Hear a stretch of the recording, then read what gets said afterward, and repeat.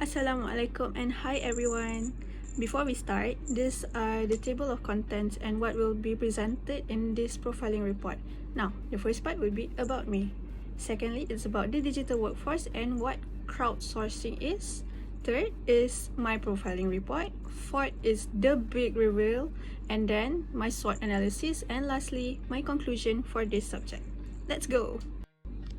I would like to introduce myself. My name is Hana Abdul Rashid from campus Alor Gajah, Melaka. My ID or matrix number is 2020615236 and I'm from class MAC2207A. Now, before we start, there's 4 main components that I would like to talk about for this subject, which is UBM599, Digital Workforce. We will be talking about digital workforce, crowdsourcing, the platforms used, and also types of bids. There's also a SWOT analysis at the end. Now, these 4 components. Okay, what it basically is that we've been introduced to these 4 components throughout the whole semester for this subject. It's what we have done as students hand-on, and the first part is digital workforce, what the whole idea is about, where you'll be performing your work. Secondly is crowdsourcing. It's basically you getting work via the internet, and from there you can do work either remotely, which is online, or you can even do it physically and meet up with your client. That's the whole idea. Thirdly, there's the whole idea of platforms. Now, for platforms, there's many types and I will dive deeper a bit into it after this. And lastly, for bids. Basically, a bid is you asking for a job from a client. As you can see, this is my poster that I've made. Okay, have a look and we'll dive deeper with this presentation. Now, profiles or platforms. Throughout the whole semester, we have been asked to choose at least 5 platforms for us to do our work on, and these are the list of some other platforms, which is Guru, Freelancer, 99 Designs, Upwork, LinkedIn, and for me, personally, Shutterstock Contributor. Next, I will be showing you the 5 types of profiles or platforms that I have used throughout the semester. Number 1, my freelancer account. As you can see on the account itself, there's a short biodata or a summary of what I would like to tell my clients. And there's also my rate per hour, which is $7, as well as the current time in my country, Malaysia. Now, there's Upwork as my second one. Now, similar to Freelancer, I also have a short summary of myself as well as my rate per hour, which is $7. And here I have listed down some skills that is relevant to any jobs that I may in the future do or ask for. Now, third, my LinkedIn account. My LinkedIn account is mainly used for connecting with other peers as well as lecturers. Fourth, people per hour. Now, similar to Freelancer as well as Upwork, there's a summary and also where I'm based, as well as my skills that I possess. However, the main difference is that there is no rate per hour. And lastly, Shutterstock Contributor. Now, on Shutterstock Contributor, there's a main public account where it has your public info such as your name and all that. However, there's also 3 other things that set it apart from other platforms, which is the type of contribution. For me, is photography. Secondly is my subjects, and third is a style. That means what type of style of photos are you aiming for or gonna post on Shutterstock Contributor. Now, what you're seeing on the screen is the online payment profile or the online payment platform. Our chosen platform is PayPal, and as you can see, there's basic information just like any bank account would have. And there's also your merchant ID, your occupation, which I'm a student, and which industry you're from. Okay, you might be wondering, 5 platforms, there's got to be a favorite one, right? Well, for me personally, I like Freelancer the most in terms of how easy it was to use and the fact that MDEC gave us the opportunity to be a premium user, which allowed us to have 100 bits per day.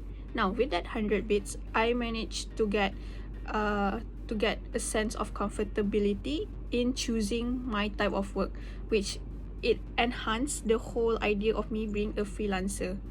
Why? Because as a first-time freelancer, I was quite skeptical in choosing the type of jobs. So with the opportunity for 100 bits per day, I was not pressured into fulfilling the 12 bits per month quota.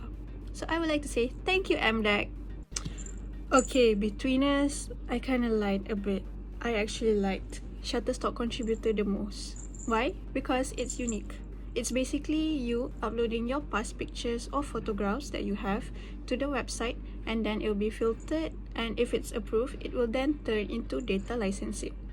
And this data licensing, it can be used by everyone on the internet. However, there's also your trademark and Shutterstock's trademark as well.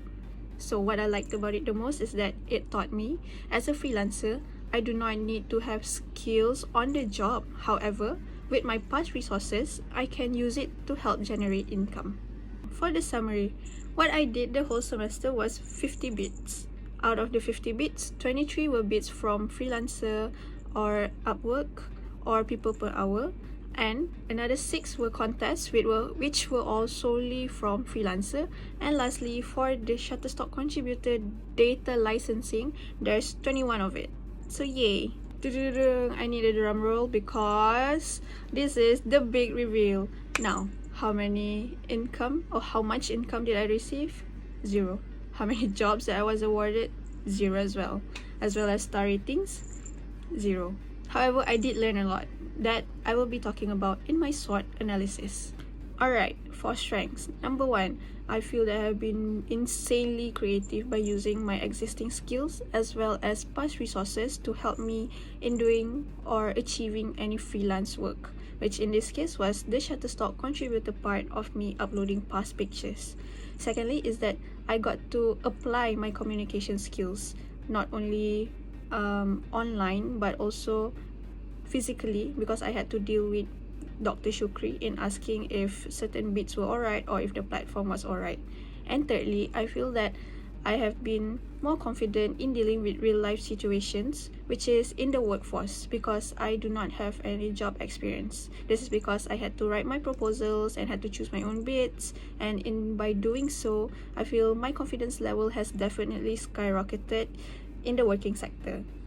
Now, the weaknesses that I feel I had throughout this assignment. First is the low methods of verification of past freelancing activities. This is because most of the activities that I have been doing so is not related to any freelancing jobs. It's more of academic purposes or leadership stuff. So I had lesser methods to show that I could be doing the work that these clients want. Secondly is that I was or still am inexperienced in freelancing jobs due to the lack of me getting the jobs from clients. And thirdly, I do not have much of a personal appeal to clients because of the said 2 weaknesses stated before this. Okay, so this whole assignment or this whole subject has taught me that there's a lot of opportunities offered by you being a freelancer. Firstly is that you get to gain and form international relationships remotely. This is because as a freelancer, you're based in your home country. However, you may get jobs from clients from other countries, which then leads to number 2. You get to try out new jobs. You might have never wondered, oh, I might not be creating any logos in the near future. However, if the job is simple and you have the skills, then you are able to be diving deeper into that job, and it may lead to potential jobs. And thirdly is that you get to earn income at your own pace and your own time. And lastly, the opportunity is that you are on par with technological advancements, which is online working force. Now, there are also threats to freelancing, because what was commonly noticed by me is that there's bots or even organized organizations that would aim for the same job as you, and they would put the same people in order to secure that job. Secondly is that it's quite saturated, as freelancing can be done part-time, so people would do it during their free time, which makes the whole environment a bit saturated. And lastly, there's the potential of you being scammed, especially if you're a first-timer. To conclude, UBM599 You have been an experience. It was a fun and engaging real life experience of me being a freelancer. I would like to say thank you to Dr. Muhammad Shukri for his guidance throughout the whole semester, as well as any indirect help that I may have gotten. Thank you, and hopefully see you again, but not for this subject.